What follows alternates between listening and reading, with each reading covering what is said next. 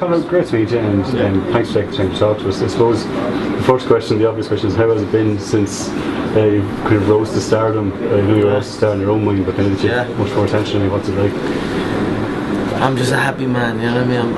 I'm nothing, like you said, I was a star in my own mind. Nothing changes for me. I always felt like I was the champ. I always felt like I was numero uno, you know what I mean? So nothing's changed, you know. I just have a little bit more money in my bank now. You know, I didn't even have a bank account before. Now I have a bank. Now I have two. And how do you feel like with all this media coverage and the things like in Las Vegas with Dana White?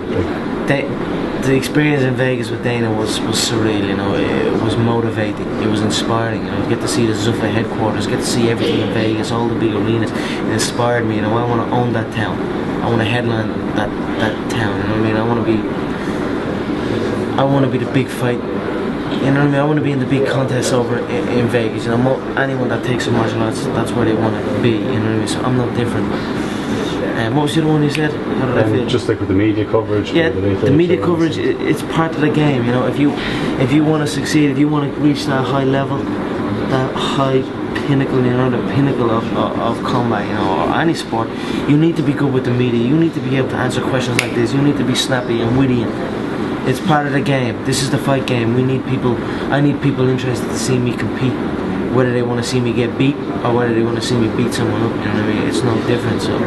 And then would you see that as part of your preparation? Because I mean, obviously things must have changed with your daily routine in terms of maybe it's a little less time to train. Well, I would be training right now. What time is it? Well, 1:45. I'll be training right now, 15 minutes. But I make up for it. You know, I knew this was here, so I squeezed in another one somewhere else. You know, improvise, adapt, and overcome. You know, I don't bitch and moan about what I've got to do. This is part of the game. They want me to come here and help promote Setanta Sports.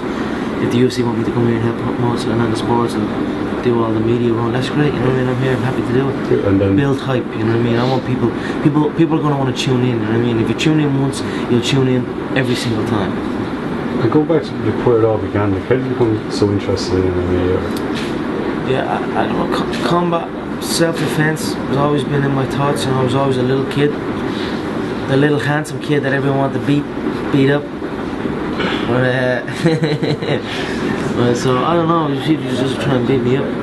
You just had to stand up to it, and then like, what if people just trying to beat me up, and then I was like, right, you're not gonna beat me up anymore because I've got some training under my belt. You know what I mean? That's how I started. That's what I got into it. That's when most young men get into combat sport of any kind. Is to be able to defend themselves in a situation, and I'm no different. There's two ways you get into combat, into any sort of combat. You either are born into it, as in your father does it, or you're in it to be able to defend yourself. You want it to get fit, you know, to make friends and do that. That is all something that comes with it.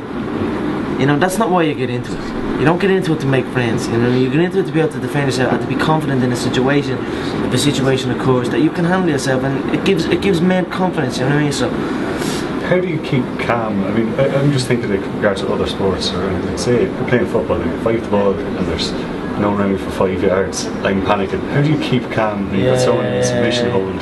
Yeah. Well, it's just repetition. It's just experience. You know what I mean? The more you experience that in training, the more you compete, you just become more comfortable in it, you know. You just become more relaxed, and to be able to slow your mind down in a situation like that is a skill, and if you recognise that is a skill that needs to be developed, then you will develop it, you know what I mean? And are there any tough times though when you of course there's tough times either way. There's tough times for everyone, you know what I mean? But there's tough times when you're doing your stupid little job that you hate every minute of, and there's tough times when you're broke for a while while you're chasing your dream, you know what I mean? Don't dwell on that, you know what I mean? Just pursue what you love, do what you love, you know what I mean? I was no different. I was doing what I didn't love. I was thrown into a trade.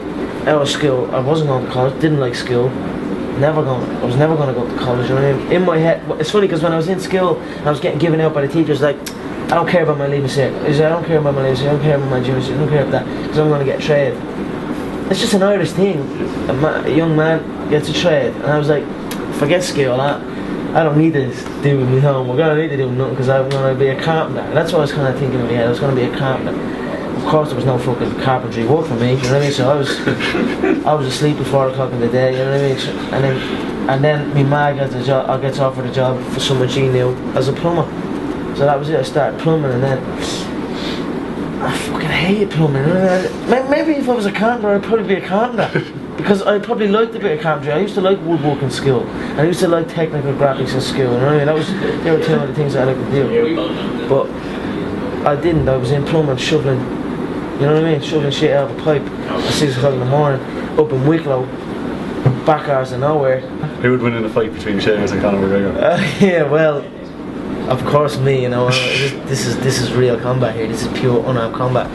We don't fuck about here in the Ultimate Fighting Championship. But that being said, I'm happy for Seamus now. He's doing. His name's not even Seamus, isn't it? But he's. Yeah, it's funny. Funny story. I was in a film with Seamus, yeah, back in the day.